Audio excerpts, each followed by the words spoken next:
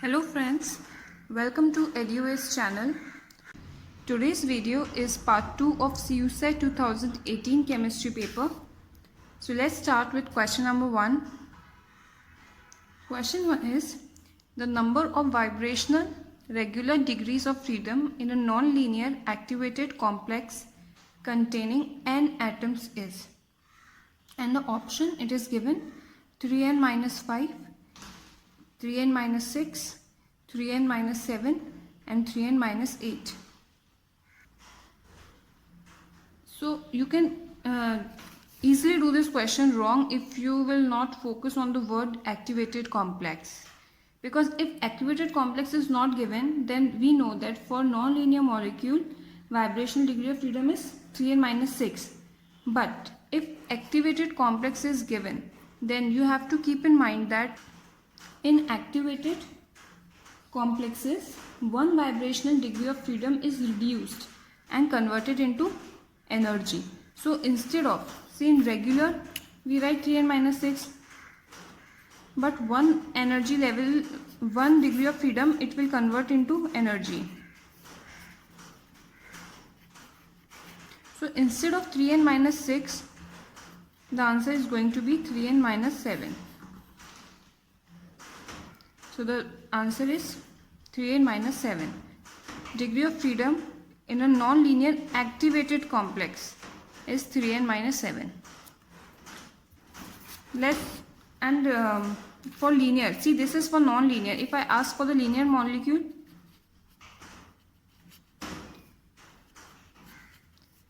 we are talking about activated complex only.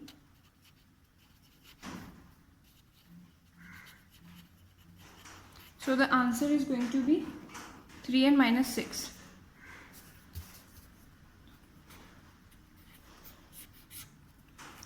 So remember, for linear molecule and activated complex it is 3n minus 6, and for non-linear it is 3n minus 7.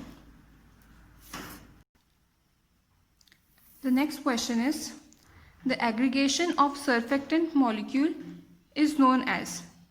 So this is a very simple question. We know that aggregation of surfactant molecule is known as micelles.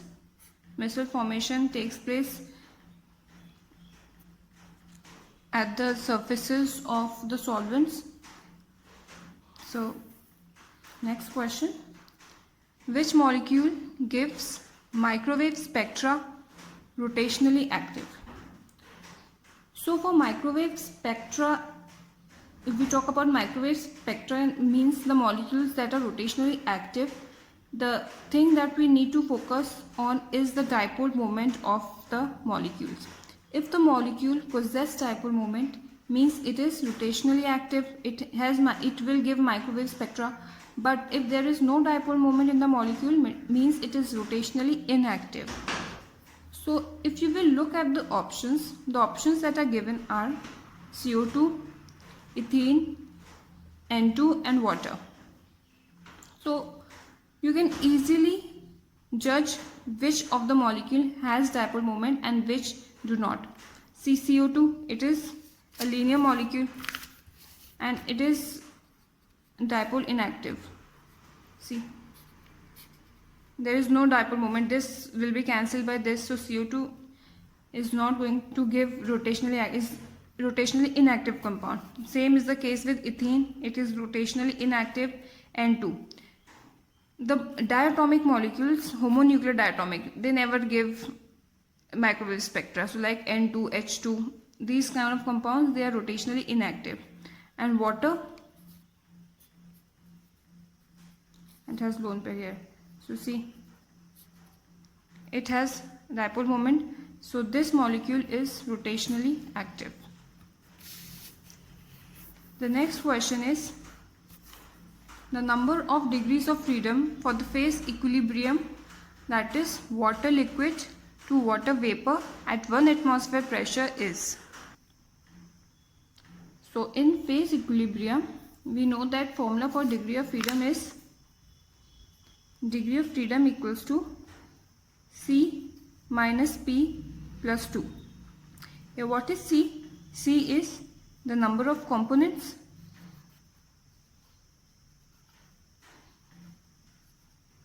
P is the number of phases. So if you will look at this equation, that is water liquid gives water vapor. So you'll see that there is, first you have to see how many components are there and how many phases are there. So here if we talk about number of component, then water is there on both the side. This means that the number of component is 1. And if we look for number of phases, then there is one liquid phase and one vapor phase. So there are 2 phases. So by putting these number of components and number of phases in this formula, let's see what degree of freedom comes out to be. So 1 minus 2 plus 2. So degree of freedom will be 1. So option B is correct. So let's move on to question number 5. Velocity of helium molecule at a given temperature is 40 miles per second. What will be the velocity of oxygen at the same temperature? So what is the relation? See, temperature is constant for both helium and oxygen, and you have to calculate velocity of oxygen while velocity of helium is given to you. So what is the relation between velocity and molecular mass? That is going to be used here. So we know that velocity is inverse of under root of molecular weight. Using this relation, we will solve this question. So velocity of helium is given 40 miles and the molecular weight, let me put equals to here, molecular weight of helium is 4. Velocity of oxygen, we need to calculate this, and its molecular weight is 32. So if we will solve it, it will be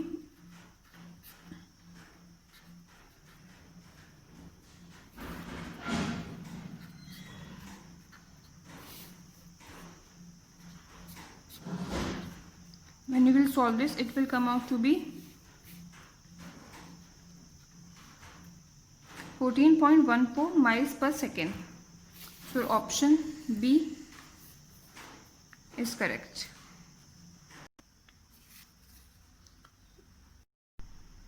So let's move on to question number 6. The wave number of the spectra line in the emission spectrum of hydrogen will equal to 8 by 9 times the Rydberg constant if the electron jumps from. So this is also easy question. First of all, you should know the relation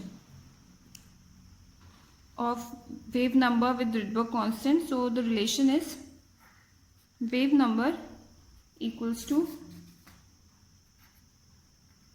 Rydberg constant z square 1 upon n1 square minus 1 upon n2 square. This n1 and n2 represents the state from which electron jumps. RH is the Rydberg constant, and Z for hydrogen is 1. So if you will look in the question, it is given that wave number is equal to 8 by 9 times the Rydberg constant. So instead of wave number, what we can substitute here is 8 by 9 of Rydberg constant. Here it is Rydberg constant, Z value is 1 for hydrogen, and here it is, if we will solve this, it will be n2 square minus n1 square by n1 square into n2 square. This will cancel out, so it will be 8 by 9 equals to n2 square minus n1 square by n1 square into n2 square. So now you can solve the equation and then calculate the value of n1 and n2, or you can put these options one by one and calculate the answer. So if I put option A, 10 and 1, if I put 10 here, so 10 square is, I am putting option A. So 10 square is 100 minus 1 square 100 into 1. So it will come out to be 99 by 100. So this is not the answer. If I put second option, 3 and 1, it is given n3 and 1. So if I put 3 and 1 here, so 3 square is 9 minus 1 square is 1, and this is going to be 9 into 1. So it is going to, it will be 8 by 9. C. So we know that B is the answer. Let me put option C also here. Option C is 2 and 1. So 2 square is 4 minus 1, 4 into 1. So the answer is 3 by 4. And if I put D option, it is 9 and 1. So 9 square is 81 minus 1, 81 into 1. So it will be, so you can calculate in this way. It will not take like very long time. If you will solve this equation, it can be complicated. So just put the values and you will know the answer. So answer for question number 6 is B. If the electron jumps from n equals to 3 to n equals to 1. This is all for today's video. If you find this video helpful, please like the video and subscribe the channel. I'll be back with part 3 soon. Thank you for watching.